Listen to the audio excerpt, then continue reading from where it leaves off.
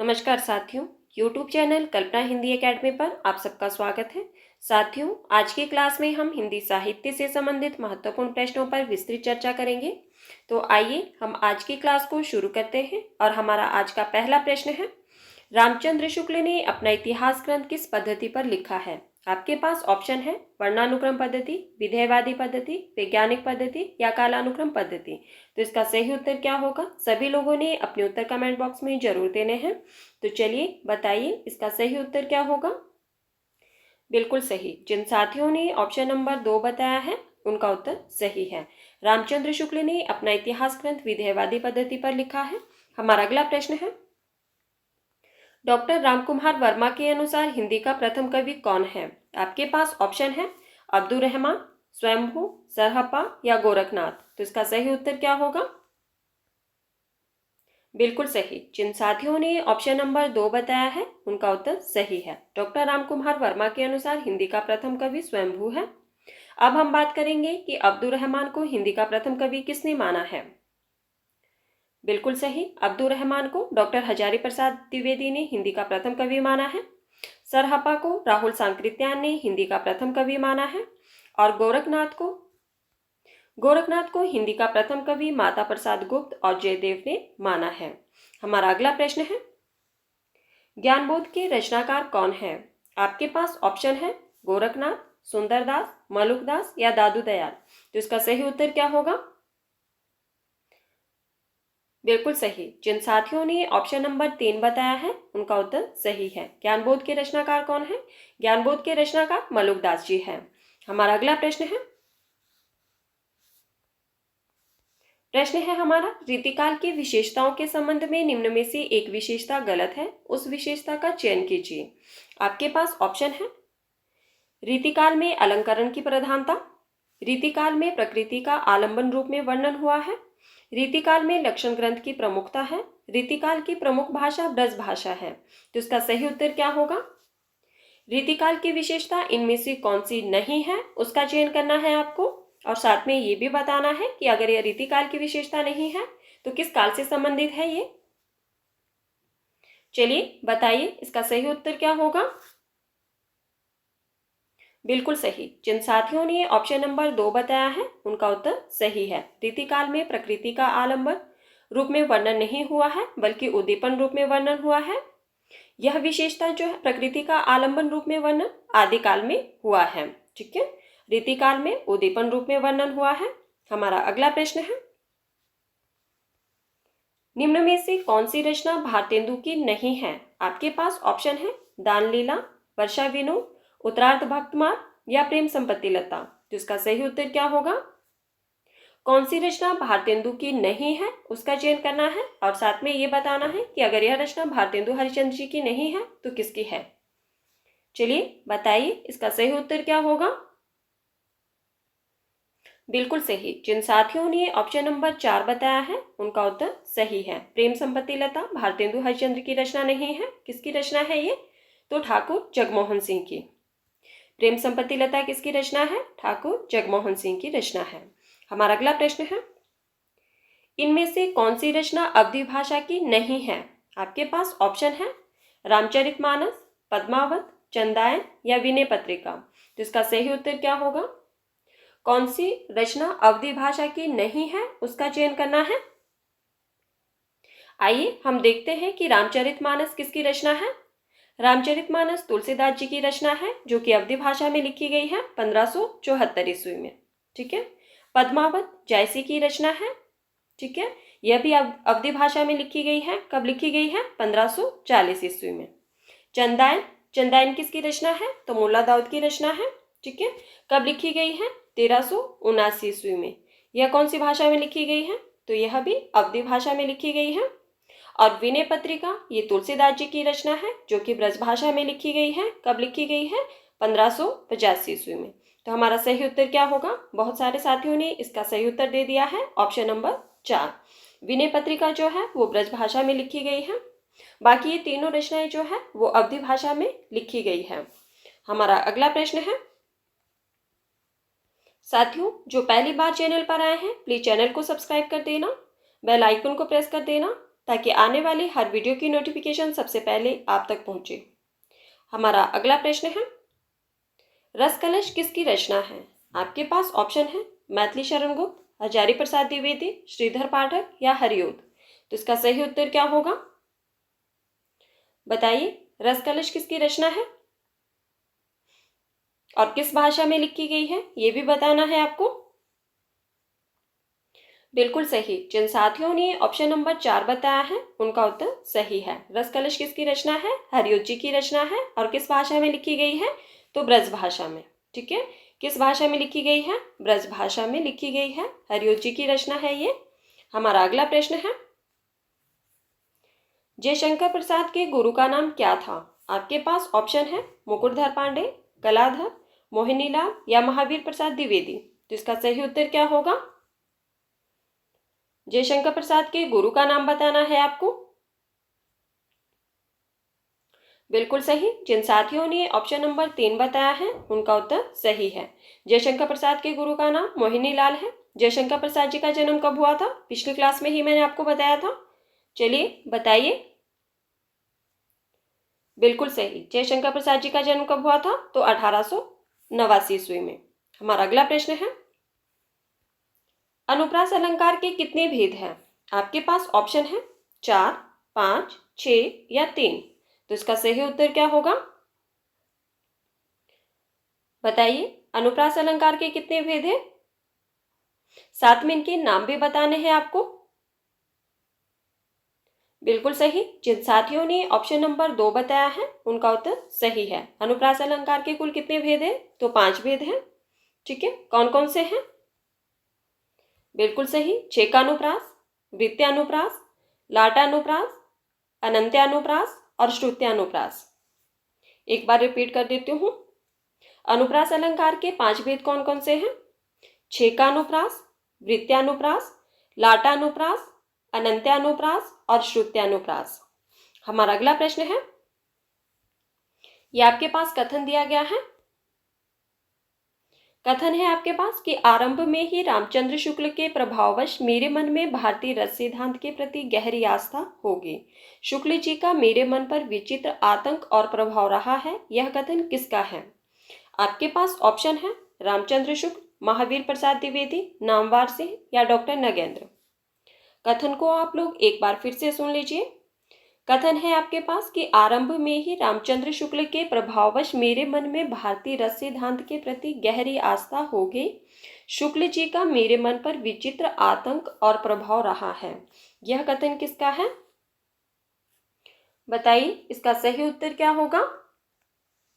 बिल्कुल सही। जिन साथियों ने ऑप्शन नंबर 4 बताया है उनका उत्तर सही है। यह कथन डॉक्टर नगेंद्र जी का है। हमारा अगला प्रश्न है, पैरों में पंख बांधकर किस विधा की रचना है? आपके पास ऑप्शन है नाटक, यात्रा वृतांत, उपन्यास या आलोचना। तो इसका सही उत्तर क्या होगा? पैरों में पंख बांधकर किस विधा की रचना है, इसके रचनाकार कौन है और इसका रचनाकाल क्या है, ये भी बताना है आपको। चलिए बताइए, इसका सही उत्तर क्या होगा? बिल्कुल सही। जिन साथियों ने ऑप्शन नंबर 2 बताया है उनका उत्तर सही है। पैरों में पंख बांधकर एक यात्रा वृतांत है। ठीक है, इसके रचनाकार कौन है? तो रामवृक्ष बेनीपुरी जी है और इसका समय 1952 ईस्वी है। ठीक है, किसकी रचना है ये? रामवृक्ष बेनीपुरी जी की है। यह एक यात्रा वृतांत है। हमारा अगला प्रश्न है, साथियों जिन्होंने अभी तक वीडियो को लाइक नहीं किया है प्लीज़ वीडियो को लाइक कर दो, और जिन्होंने अभी तक वीडियो को शेयर नहीं किया है प्लीज़ वीडियो को ज़्यादा से ज़्यादा शेयर भी कर दीजिए। हमारा अगला प्रश्न है, हिंदी साहित्य के इतिहास में कौन सा काल नामकरण की दृष्टि से सबसे कम विवादास्पद रहा है? आपके पास ऑप्शन है आदिकाल, भक्तिकाल, रीतिकाल या आधुनिक काल। तो बताइए, इसका सही उत्तर क्या होगा? हिंदी साहित्य के इतिहास में कौन सा काल नामकरण की दृष्टि से सबसे कम विवादास्पद रहा है, उसका चयन करना है आपको। बताइए, इसका सही उत्तर क्या होगा? बिल्कुल सही। जिन साथियों ने ऑप्शन नंबर 2 बताया है उनका उत्तर सही है। भक्ति काल जो है वो नामकरण की दृष्टि से सबसे कम विवादास्पद रहा है। और भक्तिकाल का समय क्या माना जाता है? तो संवत क्या माना जाता है? बताइए। संवत 1375 से 1700 तक। ठीक है, अब आप लोगों ने मुझे कमेंट करके बताना है कि आदिकाल का समय क्या माना जाता है, रीतिकाल का समय क्या माना जाता है और आधुनिक काल का समय क्या माना जाता है। हमारा अगला प्रश्न है, निम्न में से आगे की प्रसिद्ध व्यंग्य कविता है। आपके पास ऑप्शन है असाध्य वीणा, विश्वप्रिया, सांप या एकायन। तो इसका सही उत्तर क्या होगा? आगे जी की प्रसिद्ध व्यंग्य कविता कौन सी है, उसका चयन करना है आपको। बताइए इसका सही उत्तर क्या होगा? बिल्कुल सही। जिन साथियों ने ऑप्शन नंबर 3 बताया है उनका उत्तर सही है। सांप आगे जी की प्रसिद्ध व्यंग्य कविता है। हमारा अगला प्रश्न है, रंगभूमि उपन्यास के रचनाकार हैं। आपके पास ऑप्शन है चंद्रधर शर्मा गुलेरी, वृंदावन लाल वर्मा, प्रेमचंद या धर्मवीर भारती। तो इसका सही उत्तर क्या होगा? रंगभूमि उपन्यास के रचनाकार कौन है और इसका समय क्या माना जाता है? बिल्कुल सही। जिन साथियों ने ऑप्शन नंबर 3 बताया है उनका उत्तर सही है। रंगभूमि उपन्यास प्रेमचंद जी का है। ठीक है, 1925 ईस्वी का। चलिए अब आप लोग मुझे ये बताइए कि एक इसका प्रसिद्ध पात्र है जो बार बार परीक्षा में पूछा जाता है, उसका नाम क्या है? बताइए। रंगभूमि का एक प्रसिद्ध पात्र है जो बार बार परीक्षा में पूछा जाता है, उसका नाम क्या है? बिल्कुल सही, सूरदास। ठीक है, सूरदास रंगभूमि का प्रमुख पात्र है जो कि बार बार परीक्षा में पूछा जाता है। हमारा अगला प्रश्न है, पेपरवेट कहानी किसकी है? आपके पास ऑप्शन है मोहन राकेश, उदय शंकर भट्ट, शैलेश मटियानी या गिरिराज किशोर। तो इसका सही उत्तर क्या होगा? पेपरवेट कहानी किसकी है? बताइए। बिल्कुल सही। जिन साथियों ने ऑप्शन नंबर 4 बताया है उनका उत्तर सही है। पेपरवेट कहानी किसकी है? गिरिराज किशोर की है। और इसका समय क्या माना जाता है? तो 1967 ईस्वी। हमारा अगला प्रश्न है, जयशंकर प्रसाद का जन्म कब हुआ? आपके पास ऑप्शन है 1864 ईस्वी, 1889 ईस्वी, 1907 ईस्वी या 1900 ईस्वी। तो इसका सही उत्तर क्या होगा? अभी मैंने आपको थोड़ी देर पहले बताया था। चलिए बताइए इसका सही उत्तर क्या होगा? बिल्कुल सही। जिन साथियों ने ऑप्शन नंबर 2 बताया है उनका उत्तर सही है। जयशंकर प्रसाद जी का जन्म कब हुआ था? तो 1800, बिल्कुल सही, 1889 ईस्वी में। हमारा अगला प्रश्न है, जानकवि ने कितने प्रेमाख्यानक ग्रंथ लिखे? आपके पास ऑप्शन है 78, 72, 29 या 30। तो इसका सही उत्तर क्या होगा? प्रश्न को ध्यान से सुनिए, उसके बाद ही अपने उत्तर दीजिए। जानकवि ने कितने प्रेमाख्यानक ग्रंथ लिखे, इसका चयन करना है आपको। बताइए इसका सही उत्तर क्या होगा? बिल्कुल सही। जिन साथियों ने ऑप्शन नंबर 3 बताया है उनका उत्तर सही है। जानकवि ने कुल 29 प्रेमाख्यानक ग्रंथ लिखे हैं। हमारा अगला प्रश्न है, कालखंड की दृष्टि से कहानियों का सही अनुक्रम लिखिए। कालखंड की दृष्टि से कहानियों का सही अनुक्रम लिखिए। कहानियां हैं आपके पास, उसने कहा था, रानी केतकी की कहानी, दुलाई वाली और कानों में कंगना। तो चलिए बताइए इसका सही उत्तर क्या होगा? साथ में आपने इनके रचनाकारों के नाम भी बताने हैं। बताइए इसका सही उत्तर क्या होगा? बिल्कुल सही। जिन साथियों ने ऑप्शन नंबर 2 बताया है उनका उत्तर सही है, रानी केतकी की कहानी। ठीक है, इसका रचनाकाल क्या माना जाता है? तो 1803 ईस्वी।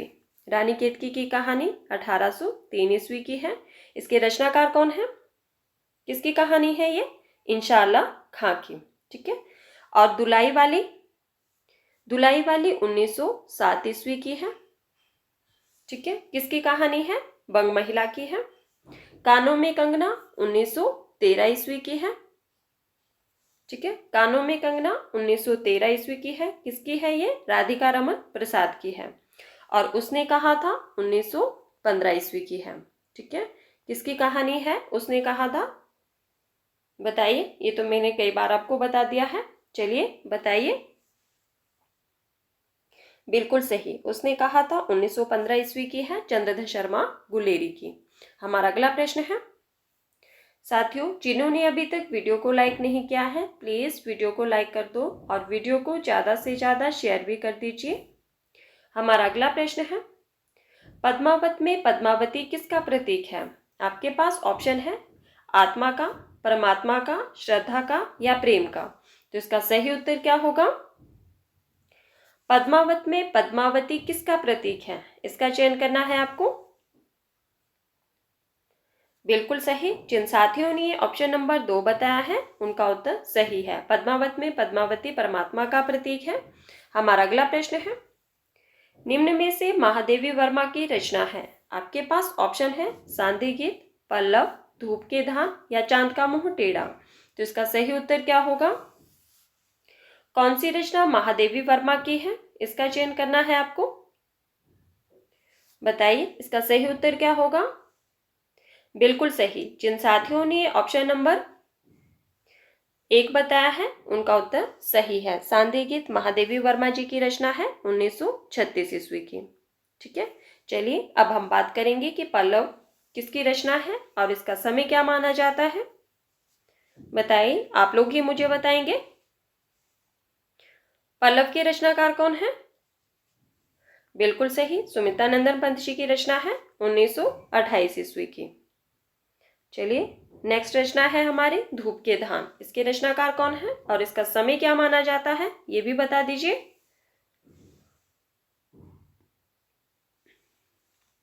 बताइए, धूप के धान किसकी रचना है? बिल्कुल सही, धूप के धान गिरिराज कुमार माथुर की रचना है। किसकी है? गिरिराज कुमार माथुर की। ठीक है, और इसका समय क्या माना जाता है? 1956 ईस्वी। और नेक्स्ट है चांद का मुंह टेढ़ा, किसकी रचना है? बताइए, चांद का मुंह टेढ़ा किसकी रचना है और इसका रचनाकाल क्या है, ये भी बताना है आपको।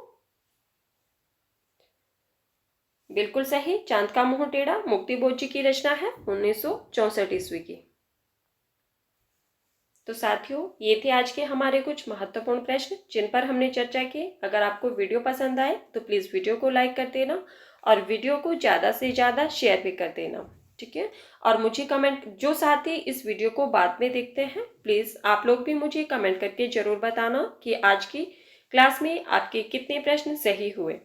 ठीक है, और मुझे कमेंट करके जरूर बताना कि आपको इस तरह के प्रश्न चाहिए या लेवल को हम थोड़ा सा बढ़ा दें। ठीक है, तो धन्यवाद साथियों, मिलते हैं अगली क्लास में।